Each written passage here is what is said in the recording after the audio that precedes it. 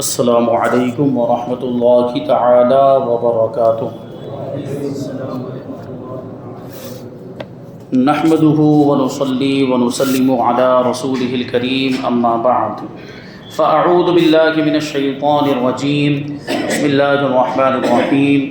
ان اللہ وملائکته یصلون علی النبی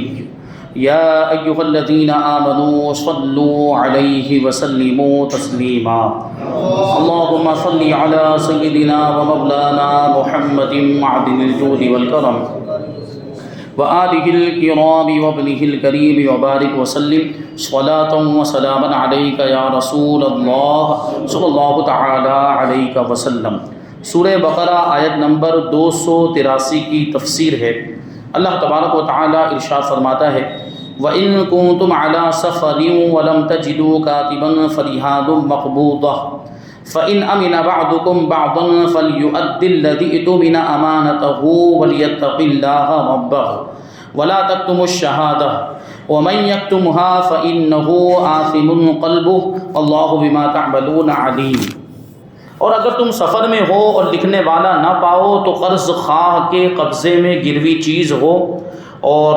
اگر تمہیں ایک دوسرے پر اطمینان ہو تو وہ مقروض یعنی قرض دار جسے امانت دار سمجھا گیا تھا وہ اپنی امانت ادا کر دے اور اللہ سے ڈرے جو اس کا رب ہے، اور گواہی نہ چھپاؤ، اور جو گواہی چھپائے گا تو اس کا دل گنہگار ہے، اور اللہ تمہارے کاموں کو خوب جاننے والا ہے۔ اب اس سے پہلے والی آیت کریمہ میں ادھار کے لین دین کے معاملے میں لکھنے کا حکم دیا گیا، اور وہ حکم استحبابی تھا کہ احتیاطاً لکھ لیا کریں تاکہ اعتماد قائم ہو جائے، اس میں مضبوطی آ جائے اور گواہ بھی بنا لیے جائیں۔ لیکن اب اس آیت کریمہ میں یہ بیان کیا جا رہا ہے کہ اگر تم سفر میں ہو اور وہاں کوئی لکھنے والا نہ ہو، کیونکہ شہر میں ہم اپنے وطن میں ہیں تو وہاں تو کوئی نہ کوئی لکھنے والا مل جائے گا، لیکن سفر میں اگر ہم ہیں اور وہاں اس طرح کا کوئی لین دین کا معاملہ ہوا، قرض کا معاملہ ہوا، ادھار کا معاملہ ہوا، اور وہاں کوئی اب لکھنے والا نہیں مل رہا ہے تو ایسی صورت میں کیا کریں گے؟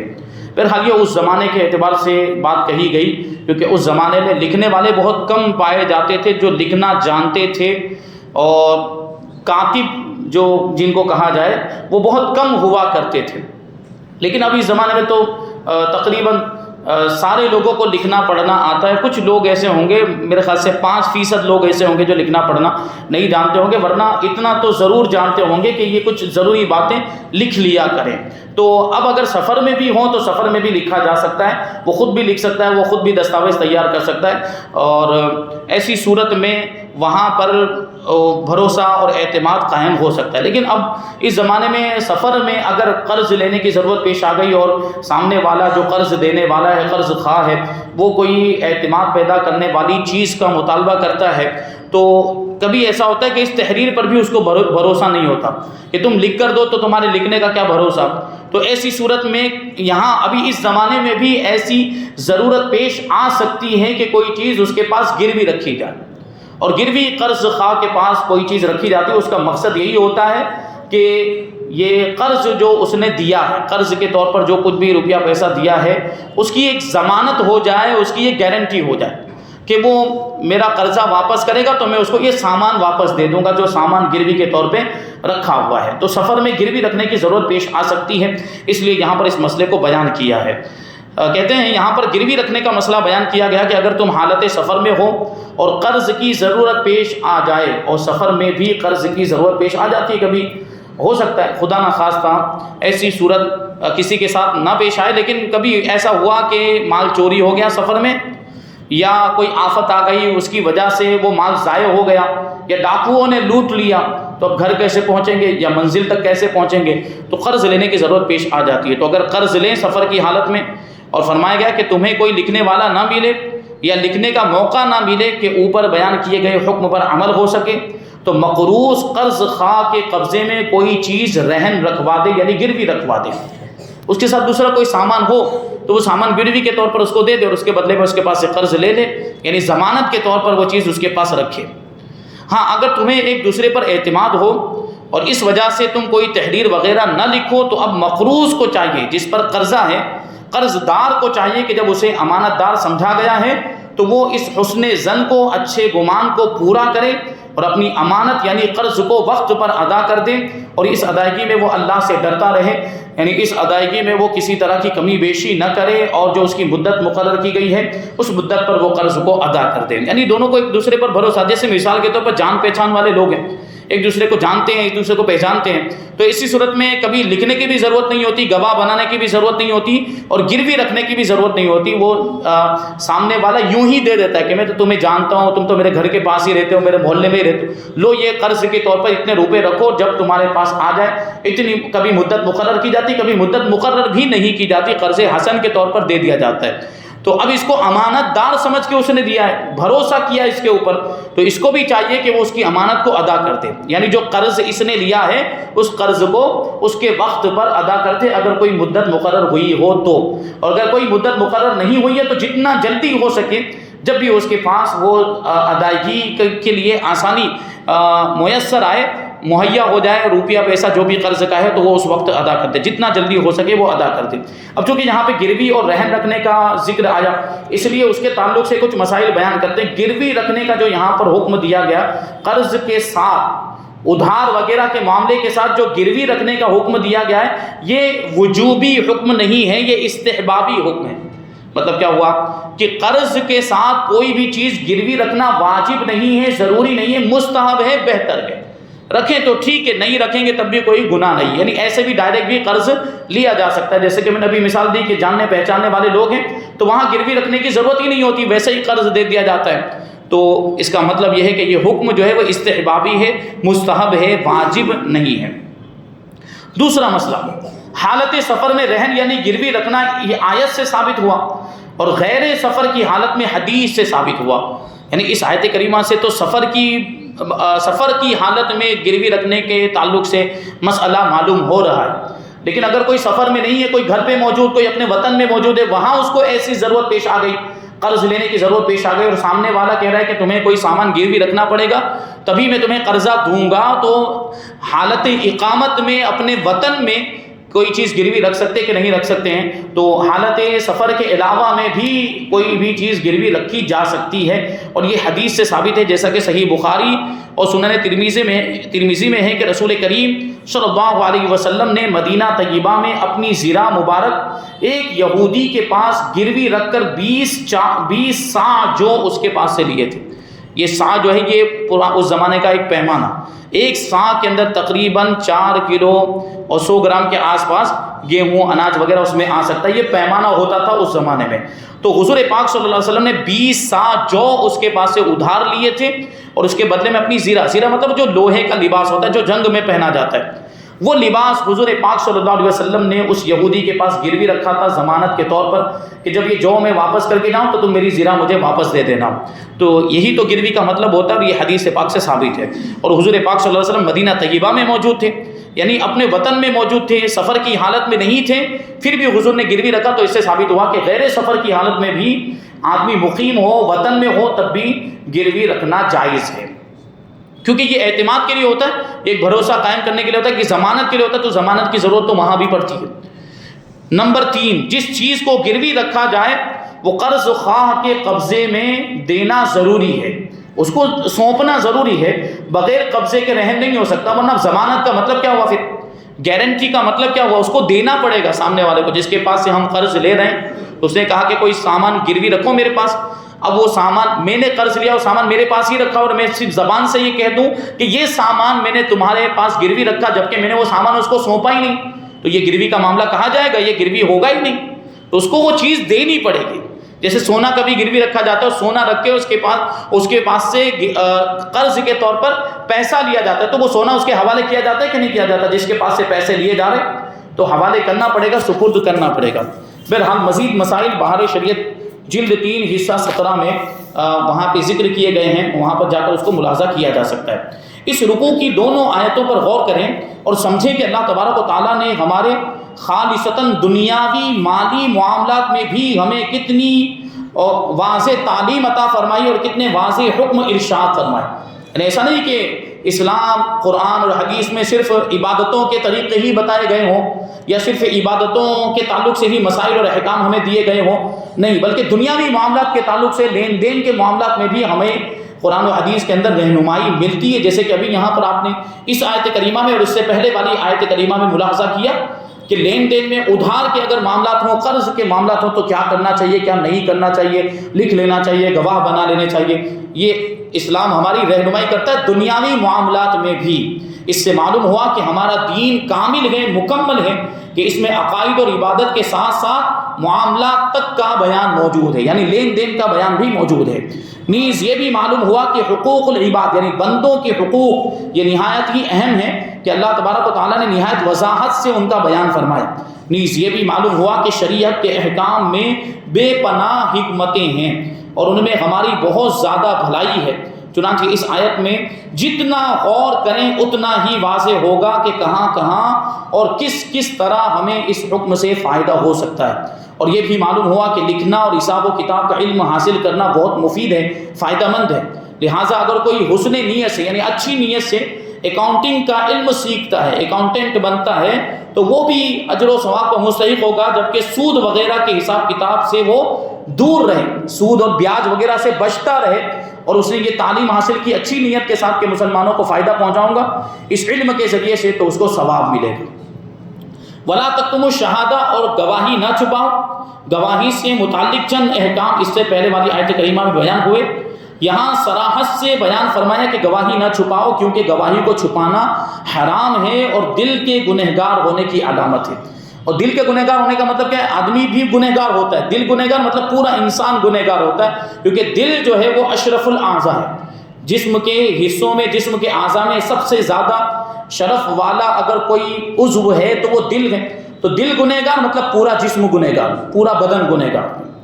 کیونکہ اس میں صاحب حق کے حق کو ضائع کرنا پایا جاتا ہے. گواہی چھپانے میں جو حق والا ہے اس کے حق کو ضائع کرنا پایا جاتا ہے. گواہی چھپانا گناہ کبیرہ ہے. چنانچہ حضرت عبداللہ ابن عباس رضی اللہ تعالی عنہما سے ایک حدیث مروی ہے کہ کبیرہ گناہوں میں سب سے بڑا گناہ اللہ تبارک و تعالیٰ کے ساتھ شریک کرنا اور جھوٹی گواہی دینا اور گواہی کو چھپانا، یہ بڑے گناہوں میں اس کا شمار ہوتا ہے. آیت نمبر 284 میں اللہ تبارک و تعالیٰ ارشاد فرماتا ہے للہ ما فی السماوات وما فی الارض وَإِن تُبْدُوا مَا فِي أَنفُسِكُمْ أَوْ تُخْفُوهُ يُحَاسِبْكُم بِهِ اللَّهُ فَيَغْفِرُ لِمَن يَشَاءُ وَيُعَذِّبُ مَن يَشَاءُ وَاللَّهُ عَلَى كُلِّ شَيْءٍ قَدِيرٌ.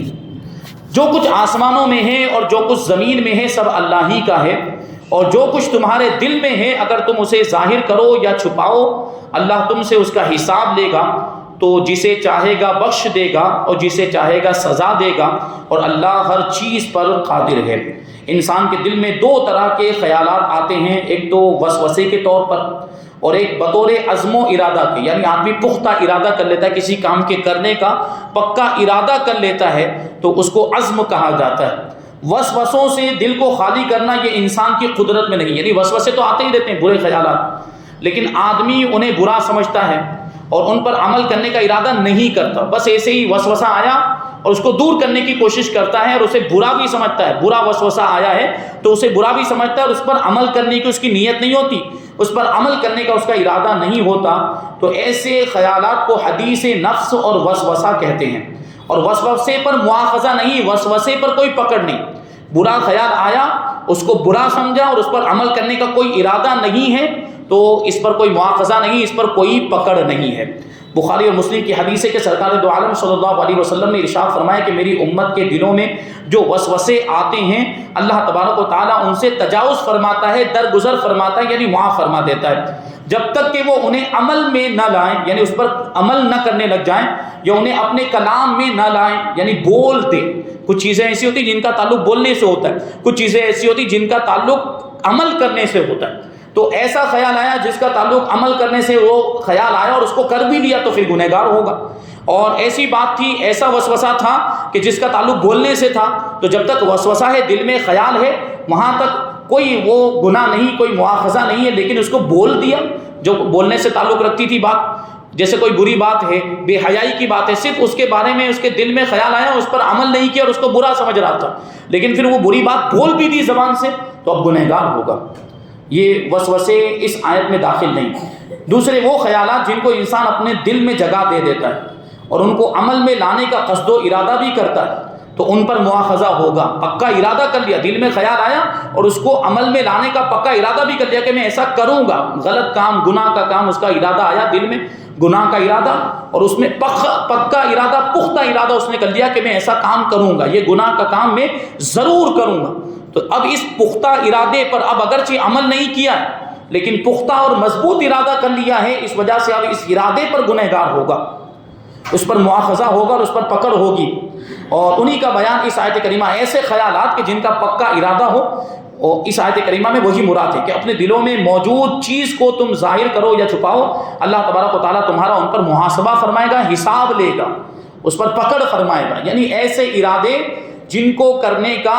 جن کو عمل میں لانے کا پکا ارادہ کر لیا گیا ہو، اس پر مواخذہ ہوگا اور اس پر پکڑ ہوگی۔ حضرت علامہ شیخ عبدالحق محدث دہلوی رحمۃ اللہ تعالی علیہ فرماتے ہیں کہ جو برا خیال دل میں بے اختیار اور اچانک آ جاتا ہے اسے حاجز کہتے ہیں۔ یہ آنی فانی ہوتا ہے، یعنی آیا اور گیا، ختم ہو جاتا ہے۔ یہ پچھلی امتوں پر بھی معاف تھا اور ہمیں بھی معاف ہے، لیکن جو دل میں باقی رہ جائے وہ ہم پر معاف ہے، پچھلی امتوں پر معاف نہیں تھا۔ اگر اس برے خیال کے ساتھ دل میں لذت اور خوشی پیدا ہو تو اسے ہم کہتے ہیں، اس پر بھی پکڑ نہیں، اور اگر ساتھ ہی کر گزرنے کا پختہ ارادہ بھی ہو تو اسے عزم کہتے ہیں اور اس پر پکڑ ہے، اس پر مواخذہ ہے۔ یعنی دل میں ارادہ آ رہا ہے، دل میں وسوسہ آیا اور اس کو عمل میں لانے کا پکا ارادہ کر لیا تو اب اس کی وجہ سے اس پر پکڑ ہوگی۔ اور یاد رہے کہ کفر کا عزم کرنا بھی کفر ہے۔ مطلب کیا ہوا کہ کفر کا پکا ارادہ کر لے کہ میں معاذ اللہ یہ کہے، خدا نخواستہ کوئی شخص یہ جملہ کہے کہ میں کافر ہو جاؤں گا، میں کفر اختیار کروں گا، اور یہ پکا ارادہ کرتا ہے تو پھر وہ ابھی سے کافر ہو جائے گا۔ یعنی ایسا نہیں کہ اس نے کوئی مدت ذکر کی ہو، 2 مہینے کے بعد کافر ہو جاؤں گا، 1 سال کے بعد کافر ہو جاؤں گا، ایسا نہیں کہ 1 سال نہیں، بلکہ ابھی سے، جب سے اس نے پکا ارادہ کر لیا ہے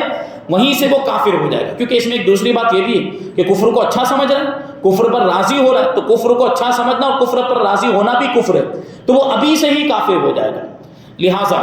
اگر کسی نے 100 سال کے بعد بھی کفر کرنے کا ارادہ کیا تو وہ ارادہ کرتے ہی کافر ہو جائے گا۔ اور گناہ ہمیں حکم یہ ہے کہ گناہ کا عزم اور پکا ارادہ کر کے اگر آدمی اس پر ثابت رہے اور اس کا قصد و ارادہ رکھے لیکن اس گناہ کو عمل میں لانے کے اسباب اس کو میسر نہ آ سکے، یعنی وہ گناہ کو نہیں کر سکا، اسباب مہیا نہ ہونے کی وجہ سے مجبوراً اس گناہ کو نہ کر سکا، تو اکثر علماء کے نزدیک اس سے مواخذہ کیا جائے گا، کیونکہ پکا ارادہ اس نے کیا تھا،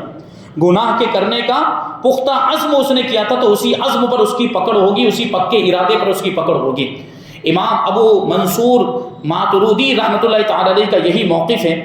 اور اس کی ایک دلیل یہ آیت کریمہ ہے کہ ان الذین یحبون ان تشیع الفاحشۃ فی الذین آمنوا لهم عذاب علیم فی الدنیا والآخرہ، کہ بے شک جو لوگ چاہتے ہیں کہ مسلمانوں میں بے حیائی کی بات پھیلے ان کے لیے دنیا اور آخرت میں دردناک عذاب ہے۔ نیز اس کی دلیل وہ حدیث ہے جس میں فرمایا گیا کہ بندہ جس گناہ کا قصد کرتا ہے، جس گناہ کا ارادہ کرتا ہے، اگر وہ عمل میں نہ آئے جب بھی اس پر عقاب کیا جاتا ہے، یعنی اس کو سزا دی جائے گی پکا ارادہ کرنے کی وجہ سے۔ ہاں اگر بندے نے کسی گناہ کا ارادہ کیا پھر اس پر نادم ہوا، شرمندہ ہوا اور استغفار کیا، یعنی مغفرت طلب کی، توبہ کر لی، تو پھر اللہ تبارک و تعالیٰ اس کو معاف فرما دے گا۔ یاد رہے کہ انسان کے دل میں شیطان وسوسے ڈالتا ہے،